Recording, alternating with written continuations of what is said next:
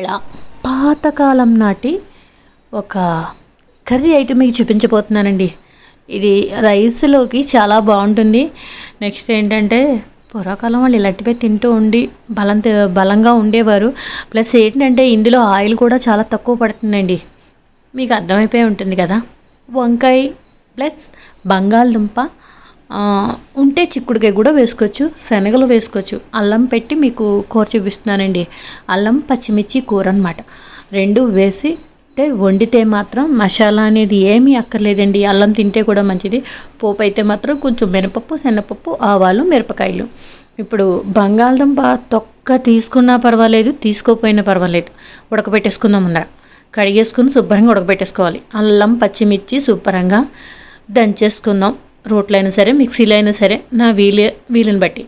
అయితే ఇవి దంచేసుకున్న తర్వాత పక్కన పెట్టుకుని వడియాలు అనేది కూడా వేసుకుంటే చాలా బాగుంటాయండి. పిండి వడియాలు ఉంటాయి చూసారా, మినప వడియాలు అంటారు కదా, కూరలో వేసుకుంటే చాలా బాగుంటుంది. కొంచెం నిమ్మకాయంత చింతపండు, అంటే కూరను క్వాలిటీ బట్టి మనం చింతపండు వేసుకుంటాం అనమాట. ఇంగువ వేయకపోయినా పర్వాలేదండి ఇందులో, ఎందుకంటే అల్లం పచ్చిమిరపకాయ వాసన మాత్రం సువాసన చాలా బాగుంటుంది. పోపు అయితే మాత్రం కొంచెం వేయించేసుకుందాం. మిరపకాయ నేను కొంచెం తగ్గించాను, ఎందుకంటారా అల్లం పచ్చిమిర్చి ఘాటు ఉంటుంది కాబట్టి నేను ఎక్కువ వేయలేదు. ఈ అల్లం పచ్చిమిర్చి కూడా పోపు వేగిన తర్వాత కొంచెం పచ్చి వాసన పోయేంత వరకు ఈ విధంగా వేయించేసుకుందాం అనమాట. వేయించేసుకుని అప్పుడు ఈ వంకాయను బంగాళదుంప ఉడికింది వేసేసుకోవడమేనండి. చింతపండు కూడా వేసుకుని ఒక్క 5 నిమిషాలు, చింతపండు కూడా కొంచెం చిక్కబడుతుంది అనమాట. ఈ విధంగా వేసేసినా పర్లేదు, లేదంటే కూరలో మొత్తం కూర వేసిన తర్వాత లాస్ట్న తిప్పేటప్పుడైనా వేసుకున్నా పర్వాలేదు. మళ్ళీ ఎలా అలవాటైన వాళ్ళు అలా వేసుకుంటాను అనమాట. ఈ విధంగా నేను వేసేసుకున్నాను. వేసుకున్న తర్వాత ఒక్క 5 నిమిషాలు కలుపుకొని కొంచెం కరివేపాకు కూడా ఒకటి యాడ్ చేసుకోవాలండి. కరివేపాకు మీకు చెప్పలేదు. పాత వాళ్ళు ఇలా వండుకుంటూ కుంపటి మీద అండి, అది కూడాను మనం ఇంకా గ్యాస్ స్టవ్ మీద వండడానికే ఇబ్బంది పడిపోతున్నాం. కుంపట్ల మీద వండేవారు. చేతులెట్టి దండం పెట్టచ్చండి వాళ్ళ ఓపికకి. పుల్లల పొయ్యి మీదైనా అదేంటి కొబ్బరి ఆకుల మీద వండేవారు. మా అమ్మగారు వాళ్ళు అలాగే వండేవారటండి, చెప్తారండి.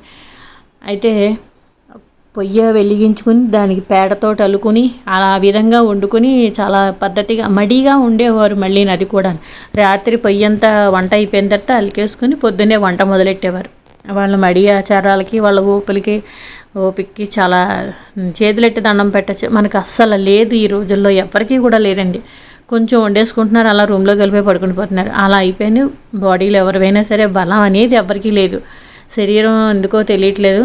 అయితే ఫుడ్ చేంజెస్ మూలానేనండి ఏదైనా కూడాను.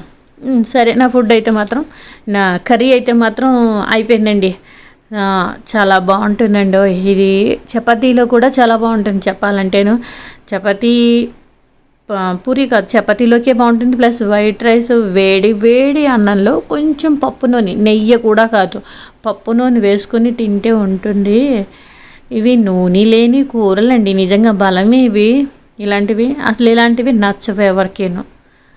మంచి చెప్తే ఎవరికీ నచ్చరు కదా. అలాగే ఇలా కూర చేసుకోవడం పెద్ద ప్రాసెస్ అనమాట. నిజంగా నన్ను అడిగితేను సింపుల్గా ముక్కలు అరిగేసి అలా వేయించేసుకుంటున్నారు అనమాట. ఈ విధంగా వండుకోవడం మానేశారు ఇప్పుడు. మేము ఇంకా అలా పాకలాడుతున్నాం. పాత మా అమ్మగారు వండిన టేస్ట్లు గుర్తొచ్చి ఈ విధంగా వండుకుంటున్నాం అనమాట. అంతే. ఇదేనండి నా కూర అయితే మాత్రం అయిపోయింది. వంకాయ బంగాళదుంప అల్లం పచ్చిమిర్చి పెట్టి కూర అన్నమాట. అది కూడా సింపుల్గా.